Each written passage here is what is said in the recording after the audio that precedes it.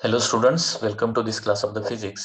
Last time आपण equivalent resistance चे problem काही स्टडी करत होतो. Circuit in which the resistances are connected as shown in figure. Okay.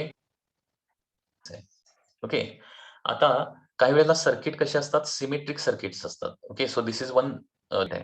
आता सिमेट्रिक सर्किट जर असले तर काय करायचं, सगळ्यात महत्त्वाची गोष्ट आहे, लक्षात घ्या. कारण याच्यामध्ये एक्झॅक्टली सिरीज मध्ये कोण आहे आणि पॅरल मध्ये कोण आहे एक्झॅक्टली आपण सांगू शकत नाही. कारण आता फॉर एक्झाम्पल हा 4R आणि हा 4R सिरीज मध्ये आहेत का, तर direct okay here there is a branching, so directly आपण ते सिरीज कॉम्बिनेशन मध्ये घेऊ शकणार नाही. आणि त्याच्यामुळे कुठलेही रेझिस्टन्सेस एक्झॅक्टली सिरीज किंवा एक्झॅक्टली पॅरल आपण इथं आयडेंटिफाय करता येत नाही. मग याच्यासाठी काय करायचं, हे सर्किट जे आहे ते सिमेट्रिक आहे का नाही ते चेक करायचं. आता सिमेट्रिक कसं बिटवीन पी अँड क्यू काढायचं आहे. बिटवीन पी अँड क्यू आपल्याला फाइंड आउट करायचं आहे. Equivalent resistance between P and Q. आता ते along the line P Q symmetric आहे का ते अगोदर चेक करा. Along the line P Q म्हणजे for example about line PQ symmetric आहे का, म्हणजे पीक्यू लाईनच्या वर जसं आहे तसं खाली आहे का, तर आहे. म्हणजे along the line PQ symmetric आहे ते, कारण वर बघा 4R आणि खाली देखील 4R आणि 4R असंच सर्किट आहे. त्याचबरोबर परपेंडिक्युलर टू पीक्यू म्हणजे पीक्यूचा जो परपेंडिक्युलर बायसेक्टर आहे, परपेंडिक्युलर बायसेक्टर त्याच्यावरती सिमेट्रिक आहे का, आहे. कारण बघा, ही जर आपण व्हर्टिकल लाईन घेतली, मधली व्हर्टिकल लाईन, तर त्याच्या लेफ्ट हँड साइडला जशी रेझिस्टन्स आहे तशी राईट हँड साइडला देखील रेझिस्टन्सेस आहेत.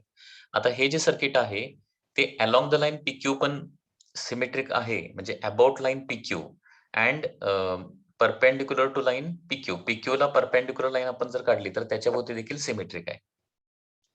आता सिमेट्रिक सर्किट असेल तर नेहमी एक हिंट लक्षात ठेवा. ओके, सुरुवातीला पीक्यूला परपेंडिक्युलर आहे का ते चेक करा. पीक्यूला परपेंडिक्युलर लाईन आपण अशी ड्रॉ केली, तर या लाईन भोवती लेफ्ट हँड साइडला जसं आहे तसं राईट हँड साइडला आहे का बघा. ठीक आहे. आता परपेंडिक्युलर टू लाईन पीक्यू जर हे सिमेट्रिक असेल तर त्या लाईनवरचे रेझिस्टन्सेस सगळे काढून टाकायचे. त्या लाईनवरचे रेझिस्टन्सेस काढून टाकायचे. ही एक ट्रिक आहे, हे लक्षात ठेवा. पुन्हा एकदा सपोज एक सर्किट असं असेल काहीतरी, असं काहीतरी सपोज एक सर्किट आहे. ठीक आहे. आता हे जे सर्किट आहे ते या व्हर्टिकल लाईन भोवती सिमेट्रिक आहे. आता या व्हर्टिकल लाईन भोवती सिमेट्रिक असेल ना, म्हणजे व्हर्टिकल लाईन भोवती सिमेट्रिक म्हणजे जसं लेफ्ट हँड साइडला आहे तसं राईट हँड साइडला आहे. असं जर असेल ना, तर त्या व्हर्टिकल लाईनवरचे सगळे रेझिस्टन्सेस त्या सर्किट मधले काढून टाकायचे. काय सांगतोय मी लक्षात येते का बघा. तसं इथं देखील काय होणार आता, it is symmetric about okay this vertical line about vertical for capital R and capital R can be neglected. आणि ते निग्लेक्ट केलं तर हे सर्किट काय होणार आहे, मग सिंपल सर्किट होत आहे. This circuit will become very simple circuit. म्हणजे रेझिस्टन्सेस किती होणार बघा. Okay, and this is 2R. Okay, this is 2 small r, 2 small p q. ठीक आहे. आता हे सर्किट सिम्प्लिफाईड झालं याच्यामध्ये. आता सिम्प्लिफाईड झाल्यानंतर बघा 4R चा इथे किती होणार आहे, 8R होणार. आणि हे सिरीज मध्ये 2R चा किती होणार आहे, 4. ठीक आहे. आता परत हे हे 8R आणि हे 8R पॅरल मध्ये आहेत. मग त्याचा इक्विव्हॅलंट किती होणार, 8R आणि 8R चा 8R/2 होणार आहे. म्हणजे किती होणार आहे, 4R होणार. याला आणि 4R होणार, कारण पॅरल कॉम्बिनेशन मध्ये इक्वल रेझिस्टन्स असले तर काय करायचं असतं, R डिवाइड 4 स्मॉल r आणि 4 कॅपिटल R हे कसे आहेत पॅरल मध्ये. ओके, हे कसे आहेत पॅरल आहे. अँड देअरफॉर फॉर्म्युला काय, इक्विव्हॅलंट रेझिस्टन्सचा फॉर्म्युला पॅरल कॉम्बिनेशन मध्ये असेल तर 16 small r capital R upon addition येणार आहे 4 in bracket 4R plus 4R म्हणजे 4 in bracket R plus R. तर R इक्विव्हॅलंट येणार आहे या सर्किटचा, दॅट इज 4 ने डिवाइड केलं तर 4 स्मॉल r कॅपिटल. ओके, म्हणजे लक्षात घ्या, सर्किट सिमेट्रिक दिसलं तर कुठले रेझिस्टन्सेस त्याच्यामधले आपण काढून टाकू शकतो कम्प्लिटली. तर सिमेट्रिक सर्किट मधले ओके व्हर्टिकल लाईन म्हणजे परपेंडिक्युलर लाईन जी आहे ना, परपेंडिक्युलर लाईन म्हणजे व्हर्टिकल लाईन भोवती सर्किट सिमेट्रिक असेल तर त्या लाईन वरचेच फक्त काय करतो, रेझिस्टन्सेस आपण काढून टाकू शकतो. आता हे circuit along the line PQ पण का आहे कसं आहे अलॉंग द लाईन PQ हे सिमेट्रिक आहे. म्हणून काय आपण अलॉंग द लाईनचे काढून टाकू शकणार नाही. फक्त परपेंडिक्युलर लाईनवरचे फक्त काढून टाकू शकतो. ओके. असंच एक दुसरा एक क्वेश्चन आहे सिमिलर क्वेश्चन सिमेट्रिक सर्किट्स आहे. ओके. आणि तो कसा सॉल्व्ह करता येईल बघा.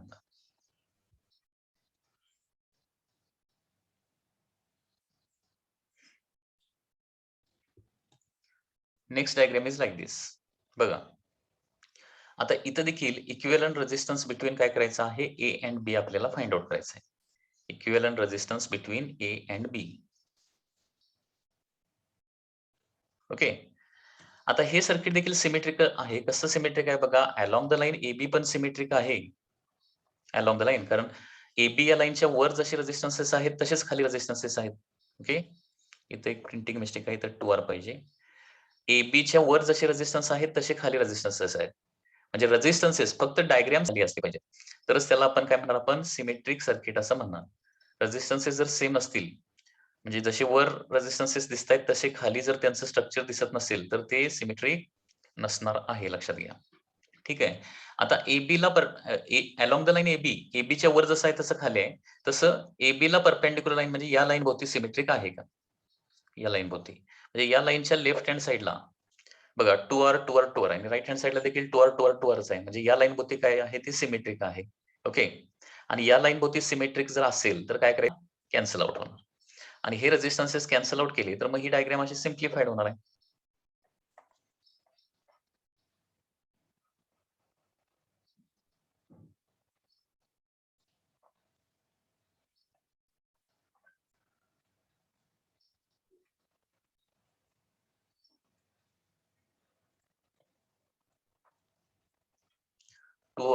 To R this is 2R this is 2R this is 2R and this is 2R.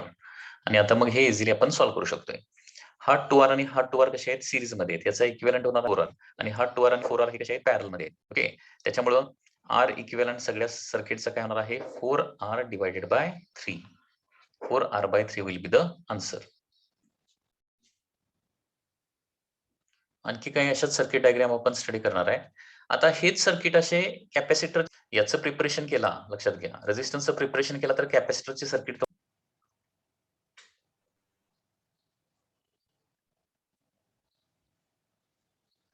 आता इथं मी एक सर्किट घेतलेलं आहे. आता हे जे सर्किट आहे ऍक्च्युअली प्रत्येक इथे एक रेझिस्टन्स आहे आणि सगळे रेझिस्टन्स R एवढे आहेत कॅपिटल R एवढे. तर या all resistances are equal to capital R. What is the equivalent resistance between A and B. याचं थोडंसं सिम्प्लिफाईड सर्किट ड्रॉ करता येते का बघा. तर R1 जो आहे तो डायरेक्टली ए आणि बी च्या मध्ये कनेक्टेड आहे. बरोबर ना. R1 is directly connected between A and B. आणि B point is here. Okay. Okay. हा सपोज R3 आहे. तर बघा बी ला न्यायचं म्हणजे R3 मधूनच बी ला जाऊ शकतं. That is R2, R3 and B. This is R2, this is R3 and then B. त्याच्यानंतर this is suppose R5 आणि this is R4 आणि R5 असेल सपोज R4 आणि R5. तर R4 चं एक एंड जे आहे ते A ला जाऊ आणि दुसरं एंड जे आहे ते R5 मधून R3 मधून B ला जाऊ शकतं. बरोबर ना. R4 चं एक एंड A ला जोडलेलं दिसतंय का आणि R4 चं दुसरं एंड B म्हणजे R3 मधून B ला जाईल. So this is R5. हे याचं इक्विव्हॅलंट सर्किट डायग्राम येणार आहे. आणि बघा आता याचे इक्विव्हॅलंट काढत गेलो तर आता सगळे R आहेत. R4 आणि R5 चा म्हणजे R इक्विव्हॅलंट होणार आहे दॅट इज R. ओके. या दोघांचा किती झाला तर 2R आणि R चा इक्विव्हॅलंट किती होणार सांगा multiplication bye addition. Multiplication 2R into R म्हणजे 2R स्क्वेअर डिवाइडेड बाय काय होणार आहे 3R म्हणजे 2R/3 होणार आहे. 2R/3 that is the equivalent of this parallel combination. आता 2R/3 आणि R हे कसे आहेत पुन्हा आता सिरीज मध्ये येणार. सो 2R/3 प्लस R म्हणजे काय होणार आहे 2R/3 प्लस R म्हणजे काय होणार आहे 3 + 2 that is equal to 5R/3 होणार. म्हणजे इथे किती होणार आहे दॅट इज 5R/3. 5R/3 आलेला आहे. ओके. 5R/3. आता 5R/3 आणि R हे पॅरल मध्ये आहे. म्हणजे मल्टिप्लिकेशन किती होणार आहे 5R²/3 आणि R यांचं ऍडिशन किती होणार आहे दॅट इज 8R/3 होणार. 8R/3 R/8 will be the answer. पुन्हा एकदा बघा याची सिम्प्लिफाईड डायग्राम अगोदर लक्षात आली का, कशी काढली ती सिम्प्लिफाईड डायग्राम. हे बघा, R1 जो आहे तो ए आणि बी ला डायरेक्टली कनेक्टेड आहे. Equivalent resistance between A and B आपल्याला फाइंड आउट करावा लागणार आहे. तर R1 जो आहे तो ए आणि बी च्या मध्ये डायरेक्टली कनेक्टेड आहे. ओके.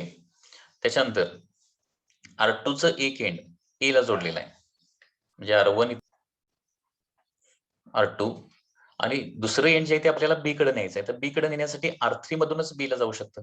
त्याच्यामुळे हे R3 मधून बी पॉइंट. त्याच्यानंतर R2 R3 पण झाला. आता कोण राहिले, R4 आणि R5 राहिले. R4 चं एक एंड ए ला जोडलंय, ए ला जोडलंय. दुसरं एंड आता बी ला न्यायचं म्हणजे कसं नेणार, R5 मधून R3 मधूनच बी ला जाऊ शकतो. दुसरा पाथच नाहीये. R5 बी ला जाणार. ठीक आहे. आता हे सगळे रेझिस्टन्सेस R आहेत, लक्षात घ्या. मग आता बघा कसं होणार आहे याचं.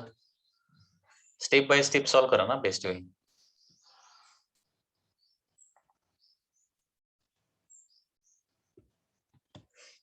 सुरुवातीला काय करणार मी, या दोघांचा इक्विव्हॅलंट काढणार आहे.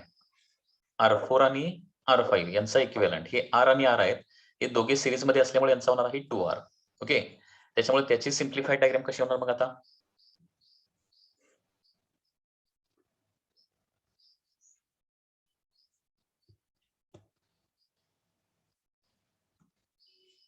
बघा हे असं होणार,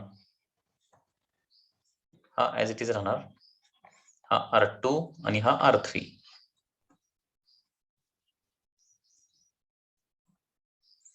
म्हणजे इथं आता काय करणार आहे मी, R4 R5 ऐवजी R4 R5 च्या प्लेसला किती लिहिणार आहे, 2R लिहिणार.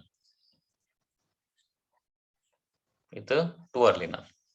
R4 R5 चा इक्विव्हॅलंट किती आला आपला, 2R आला. त्याच्यामुळे इथं मी काय लिहिला, 2R लिहिला. आता 2R आणि R2 कशी असणार, पॅरल मध्ये असणार. आणि मग 2R आणि R पॅरल मध्ये गेले तर याचा इक्विव्हॅलंट किती होणार आहे, मग मल्टिप्लिकेशन बाय ऍडिशन म्हणजे 2R square divided by addition 3R, that is 2R/3 होणार आहे याचा.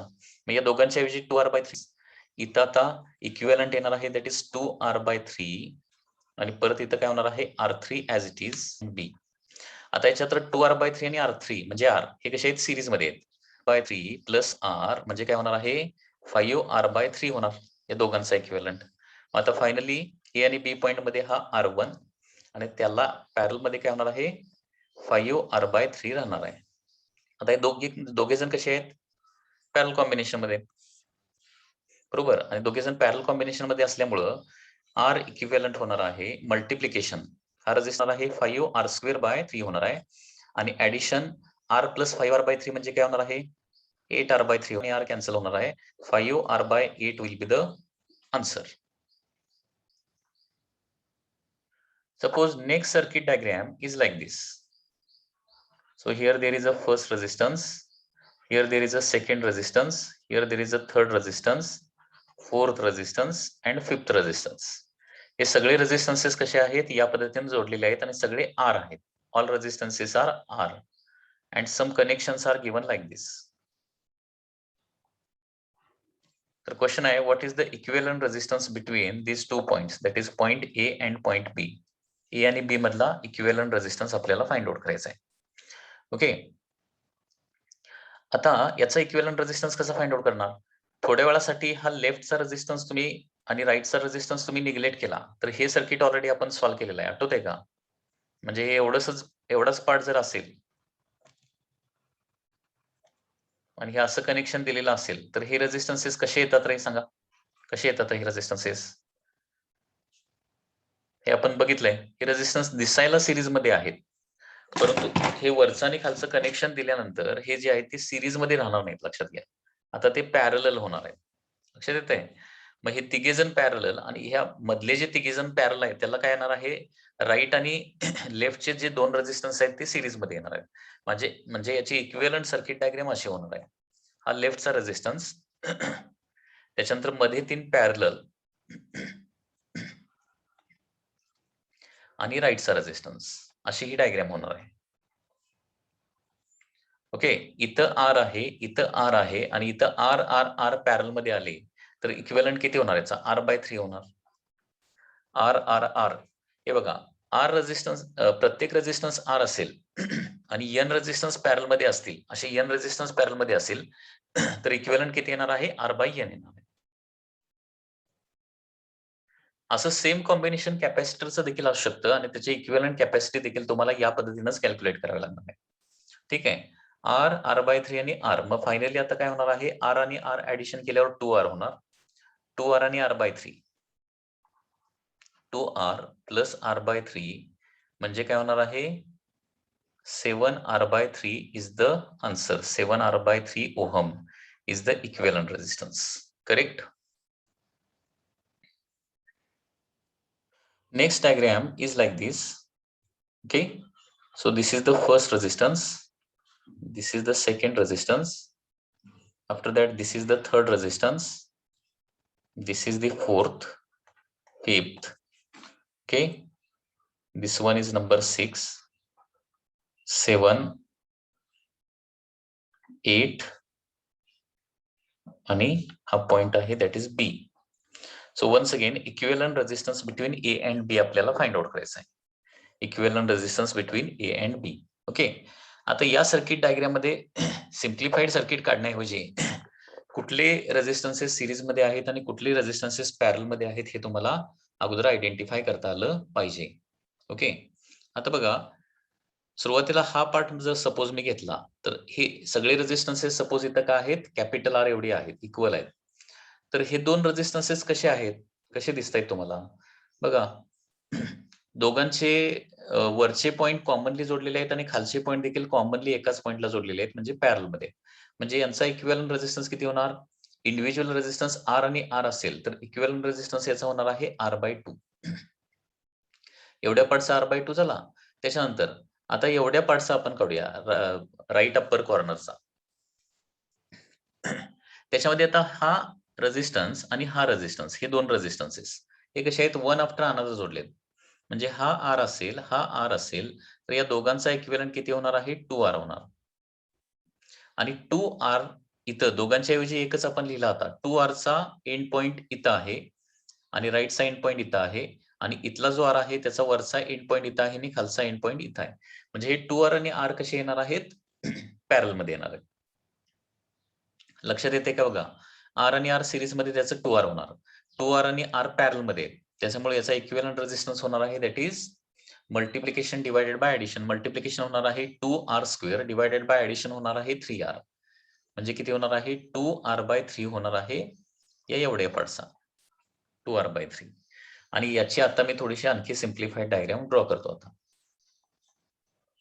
हा first R as it is, त्याच्यानंतर इथं आर असणार. या दोघांच्या ऐवजी इक्विव्हॅलंट रेझिस्टन्स किती काढतो? मग आता आर बाय 2 काढतो. इथं डायरेक्टली बी पॉइंटला गेलेलं आहे. त्याच्यानंतर इथं आहे आर. इथल्या सगळ्या कॉम्बिनेशनचा आपण कॉर्नरचा काढलेला आहे दॅट इज 2R बाय 3 आणि याच्यानंतर हे असं बी ला जोडलेलं आहे. बरोबर. आता परत काय करूया आपण? हे आर आणि 2R बाय 3 हे दोघे जण सिरीज मध्ये दिसत आहेत डायरेक्ट, कारण मध्ये कुठलंही ब्रँचिंग नाहीये. यांची ऍडिशन केलं तर काय होणार आहे? आर प्लस 2R बाय 3 म्हणजे 5R बाय 3 इक्विव्हॅलंट होणार. बरोबर आहे ना? 5R बाय 3 इक्विव्हॅलंट होणार आहे. आणि आता आर आणि आर बाय 2 हे देखील सिरीज मध्ये आहेत. याचं किती होणार आहे? 3R बाय 2 होणार इक्विव्हॅलंट. आता बघा 5, आता हे याचं परत सिम्प्लिफाईड जर आपण ड्रॉ करायचं म्हटलं तर हा पहिला आर रेझिस्टन्स आर असाच येणार आहे. आता हे 5R बाय 3 चा लेफ्ट पॉइंट जिथं जोडला आहे, इथं 3R बाय 2 चा लेफ्ट पॉइंट जोडलेला आहे आणि 5R बाय 3 चा राईट पॉइंट जिथे जोडलाय ना, तिथंच काय दिलेलं आहे? 3R बाय 2 चा राईट पॉइंट जोडलाय. म्हणजे हे दोघे जण जे इक्विव्हॅलंट काढलेले आहेत ते पॅरल मध्ये आहेत. म्हणजे हे असं काढावं लागणार आहे. 5R by 3 and 3R by 2. Okay, हे कसे येणार आहेत? दॅट इज पॅरलल येणार आहे. आणि पॅरल कॉम्बिनेशनचा इक्विव्हॅलंट रेझिस्टन्स म्हणजे multiplication divided by addition. Multiplication होणार आहे 5 into 3 that is 15R square divided by 3 into 2 that is 6. हे होणार मल्टिप्लिकेशन. आणि addition 5R by 3 plus 3R by 2. Cross multiplication केलं तर 2 into 5 that is equal to 10 R plus 3 into 3 that is equal to 9R divided by 6. 10R plus 9R divided by 6 होणार ना. बघा 5R by 3 plus 3R by 2. बरोबर. That is 10R plus 9R divided by 6 होणार. हे डिनॉमिनेटरचं 6 cancel होईल. Okay, न्यूमरेटरला 15R square, डिनॉमिनेटरला 19R स्क्वेअर होणार, 19R होणार आहे. 10R plus 9R म्हणजे 19R. एक R कॅन्सल होईल आणि R इक्विव्हॅलंट येणार आहे finally, that is 15R divided by 19. 15R divided by 19 correct आहे का जरा चेक करा तुम्ही. आणखी एक डायग्राम घेऊया आपण, circuit diagram.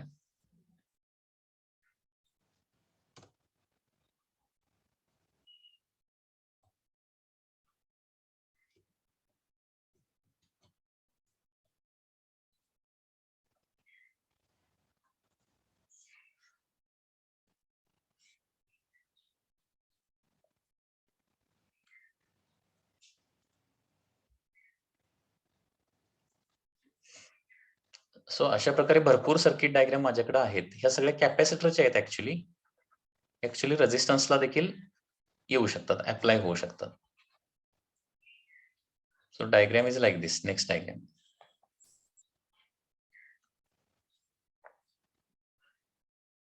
So question is once again, what is the equivalent resistance between A and B? A आणि B मधला equivalent resistance काढायला सांगितलाय. ओके, आता याचा equivalent resistance कसा काढणार बघा. सपोज ऑल रेजिस्टन्सेस आर असतील किंवा डिफरंट असतील. सध्या तरी आपण आर आहे तसा ऍझ्युम करूया. All resistances are equal to R. तर बघा ए पॉइंट जो आहे तो डायरेक्टली असा, ओके, डायरेक्टली इथं जाणार आहे ए पॉइंट. ठीक आहे. बी पॉइंट इथं आहे लक्षात घ्या, परंतु हा पॉइंट ए ला पण जात नाही आणि बी ला पण जात नाही. या पॉइंटला मी सी मार्क करतो. सी हा जो पॉइंट आहे तो, कारण हा डायरेक्टली, हा जो पॉइंट आता मी मार्क केलाय तो बी किंवा एला डायरेक्टली कुठेही कनेक्टेड नाहीये, रेजिस्टन्स मधूनच कनेक्ट होतो. मग इथं जर सी घेतलं तर इथं पण मग सी येणार, इथं पण सी येणार आणि मग इथं पण सीच येणार आहे, कारण हा डायरेक्ट पाथ आहे. ओके, त्या प्रत्येक पॉइंट जो आहे तो सी एवढा घ्यावा लागणार. मग आता काय करूया, याचे इक्विव्हॅलंट सर्किट जर काढायचं झालं तर पॉइंट ए पॉइंट बी अगोदर मार्क करतो आणि पॉइंट सी एक आणखी मध्ये घेतो, पॉइंट सी.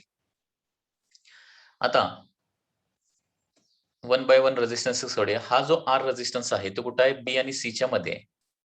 बी आणि सीच्या मध्ये पहिला आर काढला. ठीक आहे. त्याच्यानंतर नेक्स्ट हा आर जो आहे तो ए आणि सीच्या मध्ये आहे. दिसते का, ए आणि सीच्या मध्ये. आणि हा जो आर आहे तो पुन्हा ए आणि सीच्या मध्येच येतोय, म्हणजे हे असं होणार. ही याची डायग्राम होणार आहे, सिम्प्लिफाईड डायग्राम. लक्षात येते का. हे जे number of circuit me draw केलेले आहेत ना, ते काय करा, पुन्हा एकदा याचा व्हिडिओ बघा, सगळे डायग्राम काढून घ्या आणि त्याचं प्रॅक्टिस करा. तुम्हाला एवढे व्यवस्थित सर्किट डायग्राम केल्या तर कुठलाही अवघड जाणार नाहीये प्रॉब्लेम. मग ही वायर जी आहे ती झिरो रेजिस्टन्स आहे. झिरो रेजिस्टन्स असेल ना तर काय करू शकतो, सगळे पॉइंट जे आहेत ते सेम पोटेन्शियलला असतात, लक्षात घ्या. त्याच्यामुळे या दोघांचा आर आणि आरचा किती होणार आहे, दॅट इज R/2 होणार आहे. आर आणि आरचा इक्विव्हॅलंट किती होणार आहे, दॅट इज R/2. बरोबर. आणि R/2 आणि आर सिरीज मध्ये येणार. सो आर इक्विव्हॅलंट होणार आहे R/2 plus R, that is equal to काय होणार आहे, 3R/2 is the answer. 3R/2 is the answer. Next circuit diagram बघा. भरपूर सर्किट डायग्राम्स आहेत आपल्याकडे, आपण अनेक सर्किट डायग्राम यूज करू शकतो. Okay, suppose diagram is like दिस.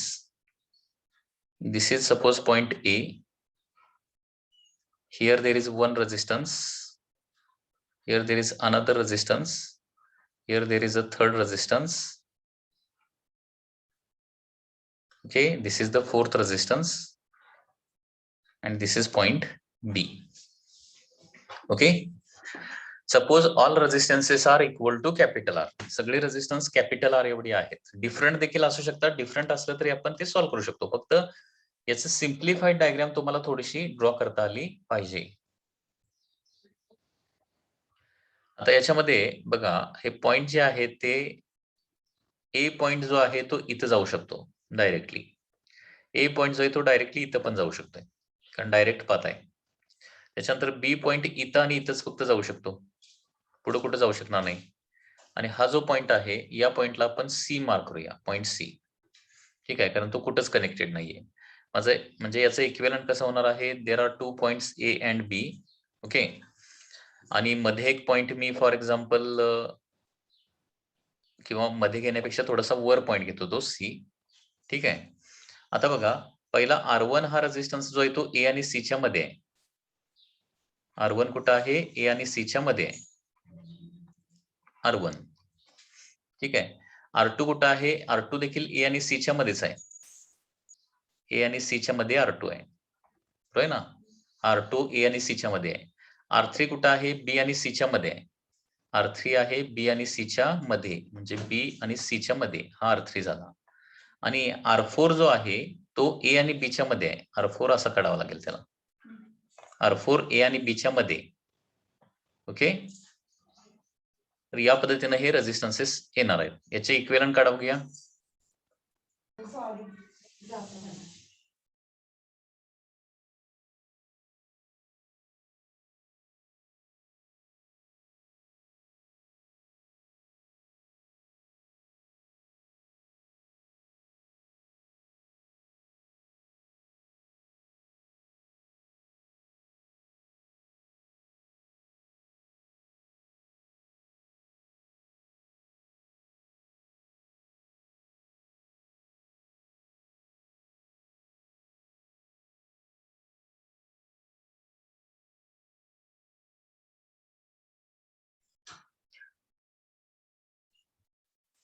हा, याचा इक्विव्हॅलंट रेझिस्टन्स कसा होणार मग आता,